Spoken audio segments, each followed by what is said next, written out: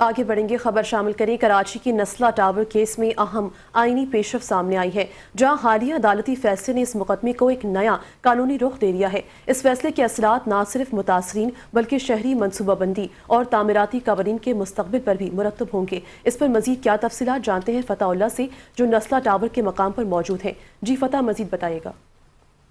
جی بالکل، اس وقت موجود ہوں یہ شارع فیصل، اور یہاں پر یہ نسلہ ٹاور جو کہ 15 منزلہ عمارت ہوتی تھی، یہاں پر 2021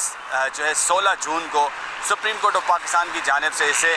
جو ہے غیر قانونی تعمیر یعنی سروس روڈ اور سرکاری زمین اراضی پر قائم نسلہ ٹاور کو جو ہے کہہ کر اسے مسمار کرنے کا حکم دیا تھا۔ 16 جون کو سپریم کورٹ آف پاکستان کی جانب سے احکامات جاری ہوئے تھے اور اکتوبر میں جو ہے اس کو جو ہے مسمار کر دیا گیا تھا، اور اس وقت جو ہے 9 جولائی کو 2026 کو تقریباً 5 سال 3 ہفتے بعد یہ فیصلہ آیا ہے کہ وفاقی آئینی عدالت نے سپریم کورٹ آف پاکستان کا جو یہ فیصلہ ہے کل عدم قرار دیا ہے، اور کہا ہے کہ یہ جو ہے متعلقہ کام یہ متعلقہ اداروں کا ہوتا ہے، بلدیاتی ادارے ہیں، اور جس میں متعلقہ ادارے جن کا یہ کام ہوتا ہے وہی مسمار کرنے کا جو ہے حکم دے سکتے ہیں۔ اب یہ دیکھنا ہوگا، لیکن یہ 5 سال